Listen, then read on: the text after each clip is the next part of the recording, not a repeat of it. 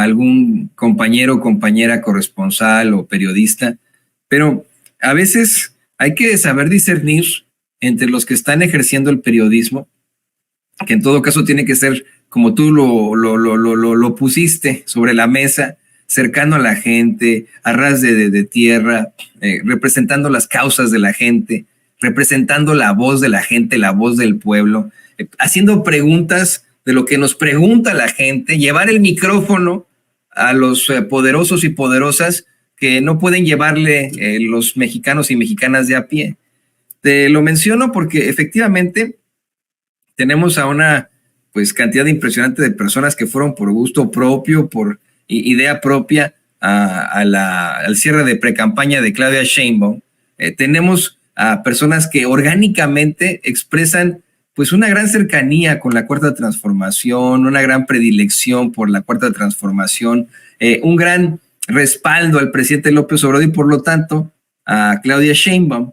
Y del otro lado, pues a personas que se están conformando con candidatos como Xóchitl Gálvez o como Javier Álvarez Maínez. A lo que voy, Ricardo, es que hoy en la mañanera tuvimos una vez más una participación muy infame, muy antiética, muy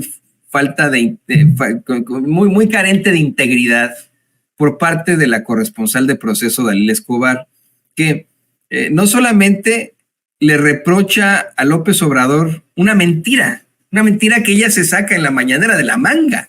Le dice a López Obrador que le reprocha que en estas iniciativas de reforma vayan a hacer, a quitar organismos como la Comisión Nacional de los Derechos Humanos. Y López Obrador inmediatamente dice, no, ¿qué te pasa? ¿Cómo voy a quitar la Comisión Nacional de los Derechos Humanos? No me refiero a eso, me refiero al IFETEL, me refiero al INAI, y cuando le saca el tema del INAI, de inmediato se prende Dalila. Es más, ahí tiene el clip don David, a ver si nos lo puede compartir esta parte del INAI. Me parece, te le digo, es el 12 don David, ¿no?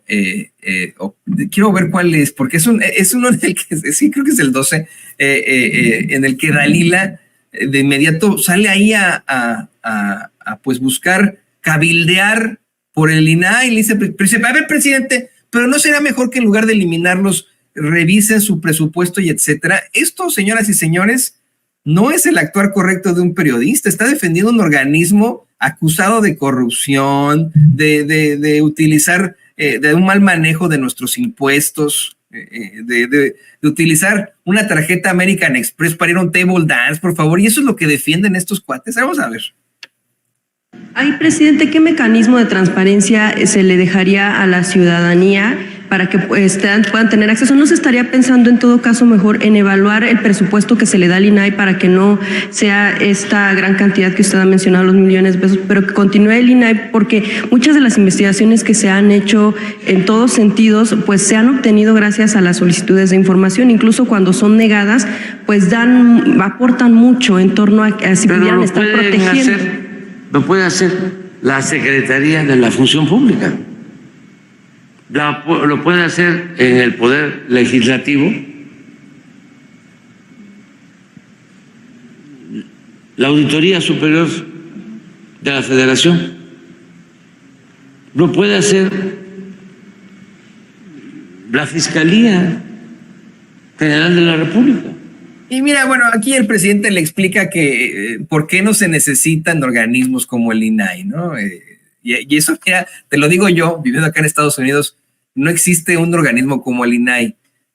Acá, como en México, está claro en la ley que las dependencias tienen que ser transparentes y tienen que proporcionar información sí o sí. Es la transparencia y la información con la cual, de la cual no se necesita el INAI, no se necesita un instituto. En estricto sentido, como mexicanos, podríamos llegar a la Secretaría de la Defensa Nacional y exigirles que nos presenten todos los archivos del 68. Tú lo sabes perfectamente.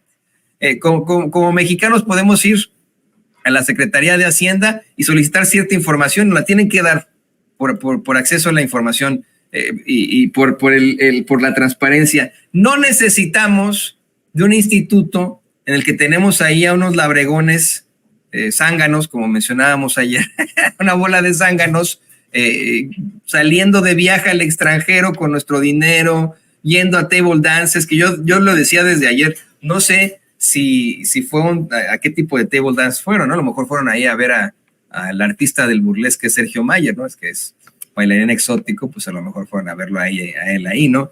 No sabemos de qué se trata todo esto, no es necesario, pero bueno, el punto aquí y mi cuestionamiento es ¿por qué no se exhibe verdaderamente la labor de personajes que pareciera son periodistas muy incisivos, muy duros, pero pues en la realidad están haciendo el trabajo de un lobista, de un cabildero, ¿no? Fíjate, Toño, que voy a hacer voy a contar una pequeña anécdota que me va a llevar a un análisis sobre estos organismos independientes, ¿no? Estas cosas que se han ido creando, que se crearon no hace mucho tiempo. Fíjate que yo trabajé durante muchos años son 20 años, en el Instituto Mexicano del Seguro Social, y llegaban directores y traían a su gente. Y uno de los directores que llegó en épocas de Felipe Calderón fue un sujeto llamado Juan Molinar Orcasitas. Juan Molinar Orcasitas fue el director general y justamente dentro de su administración se llevó a cabo una subrogación de servicios, en particular de las guarderías, y ocurre la tragedia de la guardería ABC. Usted conoce perfectamente ese tema. ¿Y sabe usted quién era su secretario particular? Su secretario particular era un sujeto llamado Moni de Swan Adati. Y ese señor que era su secretario particular, después resultó, Toño, el presidente de la Comisión Federal de Telecomunicaciones, de la mentada COFETEL, que fue una dependencia que el gobierno de Enrique Peña Nieto creó y desapareció, porque desaparece la crea el gobierno de Felipe Calderón y la concluye el gobierno de Enrique Peña Nieto.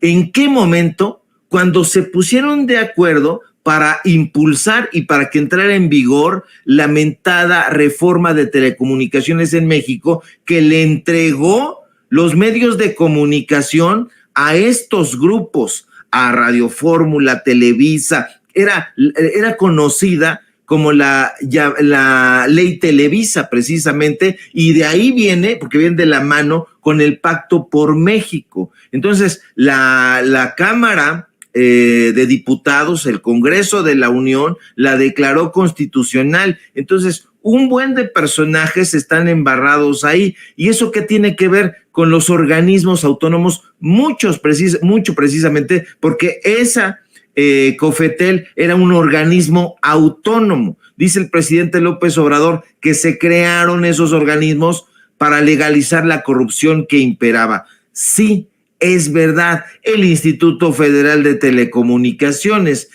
por ejemplo, dice que se creó porque se quería que ya no hubiera monopolios en la comunicación, pero era una mentira, porque hay monopolios y desafortunadamente continúa habiéndolos desde hace ya mucho tiempo. Dijeron que iban a servir para mejorar el desempeño del gobierno, dijeron que iban a tener una operación que requería un conocimiento técnico, un conocimiento especializado, pero sobre todo, Toño, lo que más les interesaba es que no querían seguir las directrices de los órganos centrales. Entonces eran agencias o son agencias vinculadas con actividades económicas. Y uno de sus objetivos, fíjate, que tanto cacarearon, es que iban a proteger a los consumidores de las asimetrías que había en la información y en los riesgos del mercado. Pero uno se pregunta, a ver, ¿qué riesgos del mercado? Los riesgos del propio mercado que ellos dominan. Y ahí surgen organismos como el IFT, como la COFESE, etcétera, porque es que los creamos, decían, porque tenemos desconfianza en el gobierno, porque no regulan bien, y entonces nosotros vamos a encargarnos de regular las cosas. ¿Cómo? Pero si son un puñado de personajes que están vinculados a las empresas. Es que tenemos que verificar que el interés general prevalezca. No es cierto. Los mismos actores que están en esos organismos supuestamente independientes son ellos y no están defendiendo en absoluto el interés de la mayoría, están defendiendo el interés de ellos. Entonces, yo estoy completamente de acuerdo con este planteamiento del presidente López Obrador de que desaparezcan. Hace un momento en Twitter reflexionábamos un poco sobre eso, porque justo está la Conagua, y lo ponía el presidente como ejemplo, está la Conagua, pero hay un instituto ahí del agua. Bueno, pues se supone que deberían hacer pues las actividades en la Conagua, pero a esos organismos independientes están para regular disque, pero resulta que no es de esa manera. Hacen estudios y cobran millones, y hay una plantilla ahí de personajes de dudosa reputación, y bueno, le pregunta a uno de los reporteros, oiga, pero los van a desaparecer. No es exactamente que los vayan a desaparecer, Toño, sino que los van a incorporar a la Conagua en ese caso. Entonces, es un asunto muy complejo, pero definitivamente esos organismos autónomos ni son independientes, están vinculados al poder político y sobre todo, y lo más pernicioso, vinculados al poder económico. Así es, siempre al poder económico. Querido Ricardo, como siempre ha sido un muy interesante análisis, qué fuerte lo que nos comentas sobre tu experiencia. Y bueno, pues llega el viernes, llega un día importante para los datos duros. Primero te quiero agradecer por ser parte de nuestro espacio, de ser uno de nuestros más intensos colaboradores aquí en Sin Censura, y te pido por favor que nos compartas también tus redes sociales para que la gente te vea esta noche ahí en los datos duros. Claro que sí, mi querido Toño, nada que agradecer, estamos aquí al pie del cañón. Síganme por favor en mis redes sociales, en X, @SevillaCrítico, en Facebook, Ricardo Sevilla, y nada más, en TikTok también, @SevillaCrítico. Síganme por favor en Paralelo 24, en los datos duros. Hoy tenemos informativo y bueno, pues es viernes de literatura, así que estaremos hablando sobre las noticias coyunturales, pero sobre todo y también sobre literatura. Te mando un fuerte abrazo, querido Toño, y ya hay que ponernos de acuerdo para que nos visites en un Viernitos Literarios. Tenemos ese pendiente. Te mando un fuerte abrazo. Sí, hay que ponernos de acuerdo. Ahí llegamos con mucho gusto. Ha habido momentos en los que la garganta no me da para más, pero ahora sí es justo y necesario, mi querido Ricardo. Y bueno, pues te mando un abrazo.